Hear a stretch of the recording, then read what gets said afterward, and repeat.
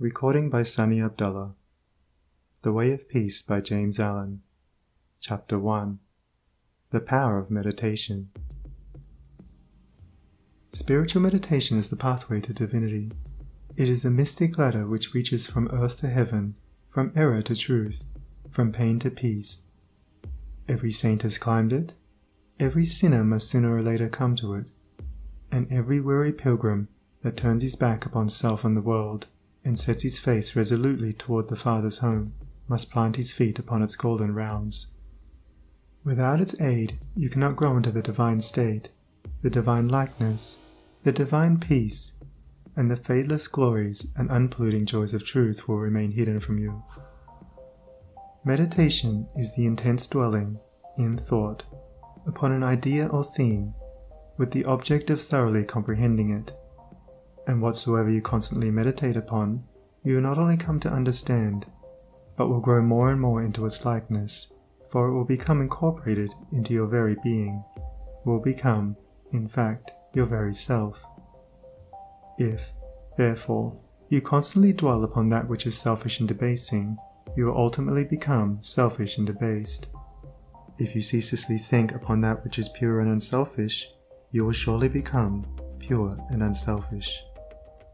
Tell me what that is upon which you most frequently and intensely think, that to which, in your silent hours, your soul most naturally turns, and I will tell you to what place of pain or peace you are traveling, and whether you are growing into the likeness of the divine or the bestial. There is an unavoidable tendency to become literally the embodiment of that quality upon which one most constantly thinks. Let, therefore, the object of your meditation be above and not below, so that every time you revert to it in thought, you will be lifted up. Let it be pure and unmixed with any selfish element. So shall your heart become purified and drawn nearer to truth, and not defiled and dragged more hopelessly into error. Meditation, in the spiritual sense in which I'm now using it, is the secret of all growth in spiritual life and knowledge. Every prophet, sage and savior became such by the power of meditation. Buddha meditated upon the truth until he could say, "I am the truth." Jesus brooded upon the divine immanence until at last he could declare, "I and my Father are one." Meditation centered upon divine realities is the very essence and soul of prayer. It is the silent reaching of the soul toward the eternal. Mere petitionary prayer without meditation is a body without a soul, and is powerless to lift the mind and heart above sin and affliction. If you are daily praying for wisdom, for peace, for loftier purity, and a fuller realization of truth, and that for which you pray is still far from you, it means that you are praying for one thing while living out in thought and act another.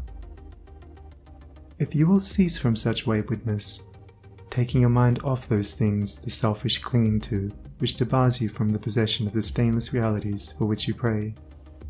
If you will no longer ask God to grant you that which you do not deserve, or to bestow upon you that love and compassion which you refuse to bestow upon others, but will commence to think and act in the spirit of truth, you will, day by day, be growing into those realities, so that ultimately you will become one with them.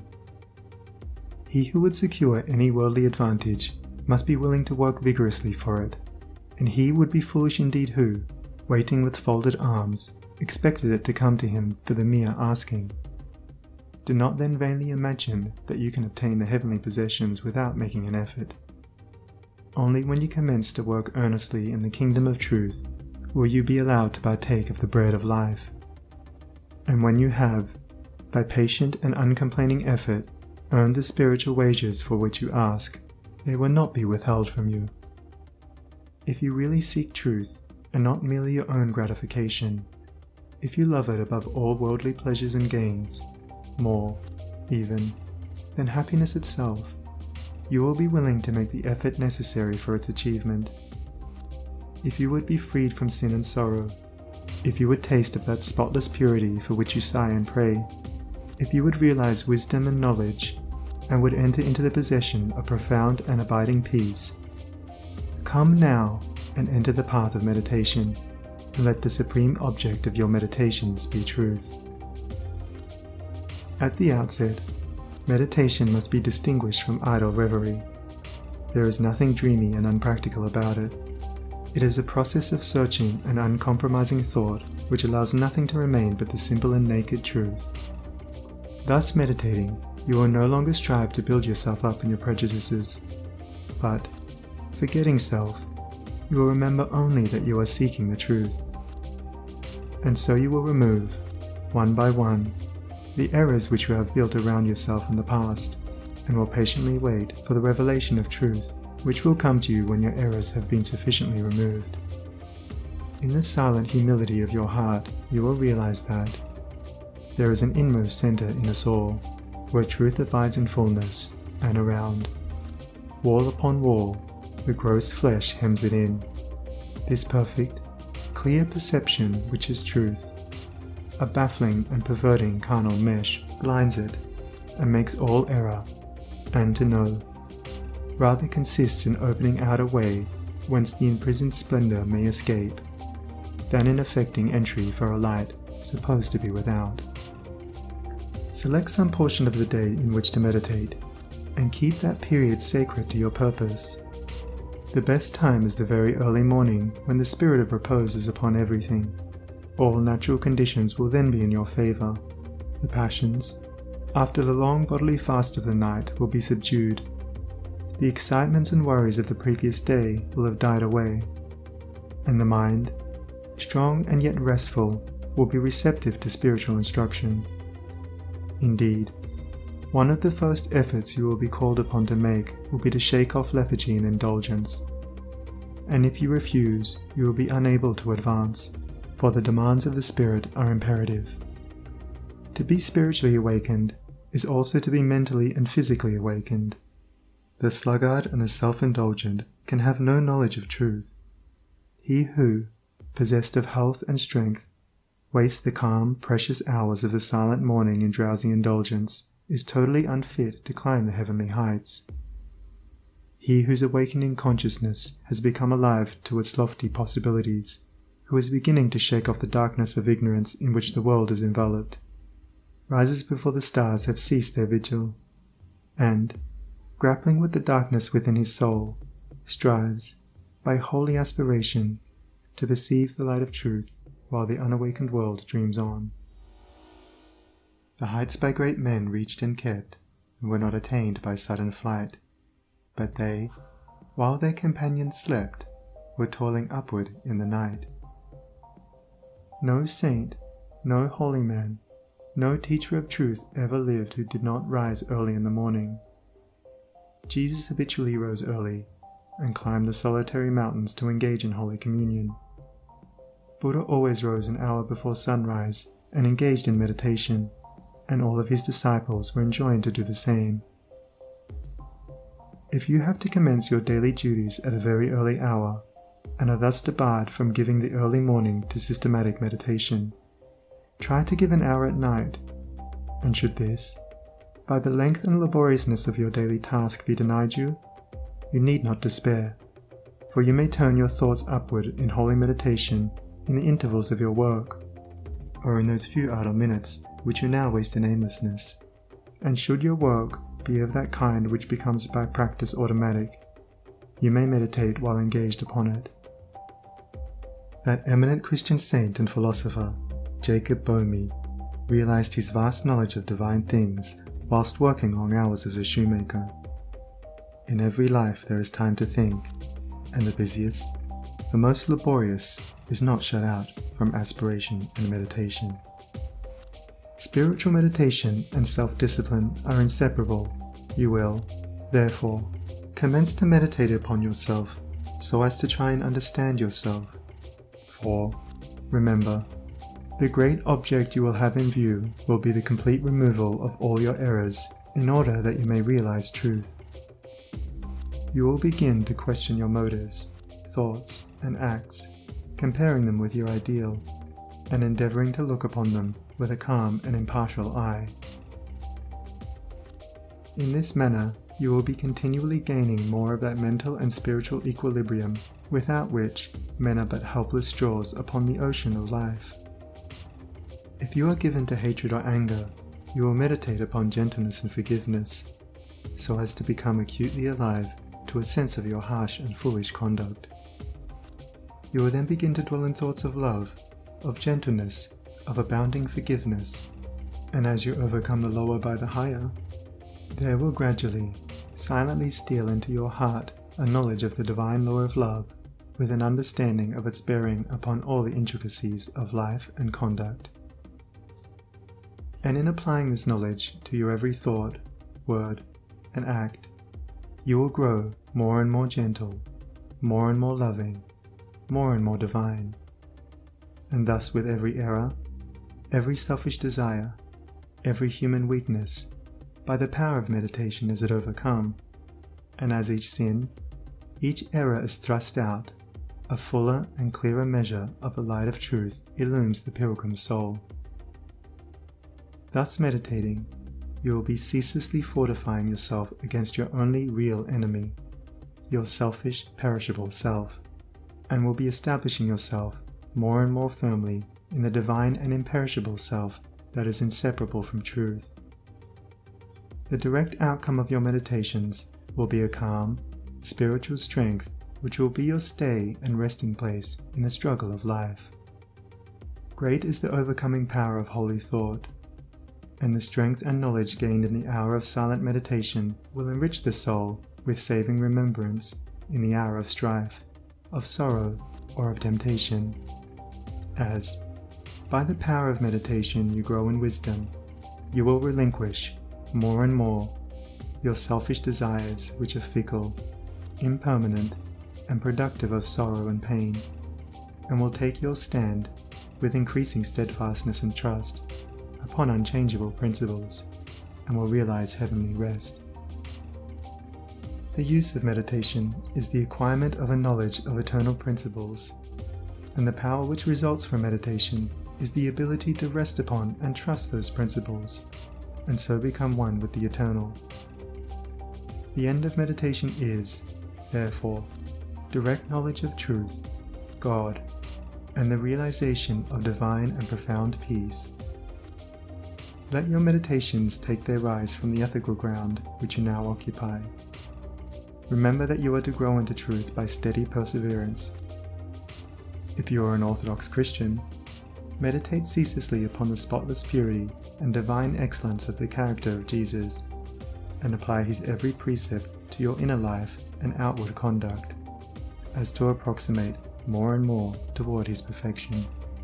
Do not be as those religious ones who, refusing to meditate upon the law of truth and to put into practice the precepts given to them by their master, are content to formally worship, to cling to their particular creeds, and to continue in the ceaseless round of sin and suffering.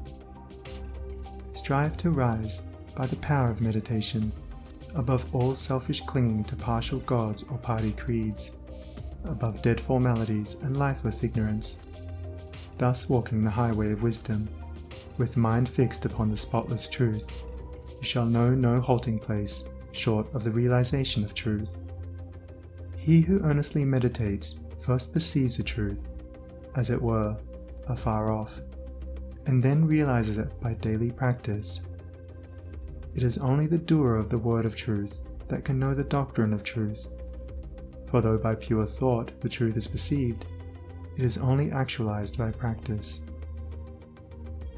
Said the divine Gautama, the Buddha, he who gives himself up to vanity and does not give himself up to meditation, forgetting the real aim of life and grasping at pleasure, will in time envy him who has exerted himself in meditation.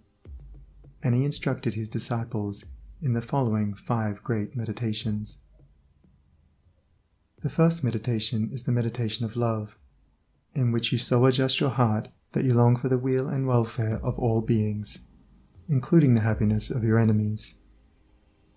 The second meditation is the meditation of pity, in which you think of all beings in distress, vividly representing in your imagination their sorrows and anxieties, as to arouse a deep compassion for them in your soul.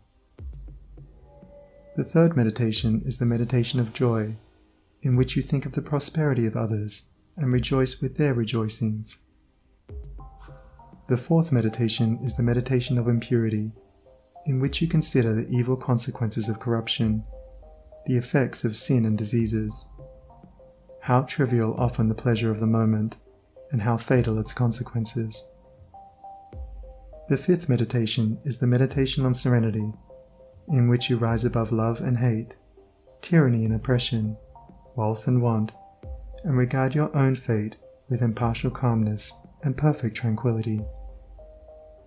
By engaging in these meditations, the disciples of the Buddha arrived at a knowledge of the truth.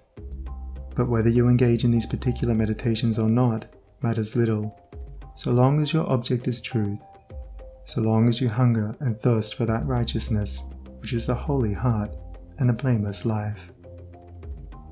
In your meditations, therefore, let your heart grow and expand with ever-broadening love, until, freed from all hatred and passion and condemnation, it embraces the whole universe with thoughtful tenderness. As the flower opens its petals to receive the morning light, so open your soul more and more to the glorious light of truth. Soar upward upon the wings of aspiration, be fearless, and believe in the loftiest possibilities. Believe that a life of absolute meekness is possible. Believe that a life of stainless purity is possible. Believe that a life of perfect holiness is possible. Believe that the realization of the highest truth is possible. He who so believes climbs rapidly the heavenly hills, whilst the unbelievers continue to grope darkly and painfully in the fog-bound valleys. So believing, so aspiring, so meditating, divinely sweet and beautiful will be your spiritual experiences, and glorious the revelations that will enrapture your inward vision. As you realize the divine love, the divine justice, the divine purity, the perfect law of good or God, great will be your bliss and deep your peace. Old things will pass away, and all things will become new. The veil of the material universe, so dense and impenetrable to the eye of error, so thin and gauzy to the eye of truth, will be lifted, and the spiritual universe will be revealed. Time will cease, and you will live only in eternity. Change and mortality will no longer cause you anxiety and sorrow, for you will become established in the unchangeable, and will dwell in the very heart of immortality. Star of Wisdom. Star that of the birth of Vishnu, both of Krishna, Buddha, Jesus. Told the wise ones, heavenward looking, waiting, watching for thy gleaming, in the darkness of the night time, in the starless gloom of midnight, shining herald of the coming of the kingdom of the righteous, teller of the mystic story, of the lowly birth of Godhead, in the stable of the passions, in the manger of the mind-soul, silent singer of the secret, of compassion deep and holy, to the heart with sorrow burdened, to the soul with waiting weary, star of all-surpassing brightness, thou again dost deck the midnight, thou again dost cheer the wise ones, watching in the creedal darkness, weary of the endless battle with the grinding blades of error, tired of lifeless, useless idols, of the dead forms of religions, spent with watching for thy shining. Thou hast ended their despairing. Thou hast lightened up their pathway. Thou hast brought again the old truths to the hearts of all thy watchers. To the souls of them that love thee, thou dost speak of joy and gladness, of the peace that comes of sorrow. Blessed are they that can see thee, weary wanderers in the night time. Blessed they who feel the throbbing, in their bosoms feel the pulsing of a deep love stirred within them by the great power of thy shining. Let us learn thy lesson truly, learn it faithfully and humbly. Learn it meekly, wisely, gladly. Ancient star of holy Vishnu, light of Krishna, Buddha, Jesus. End of Chapter 1. Recording by Sunny Abdullah.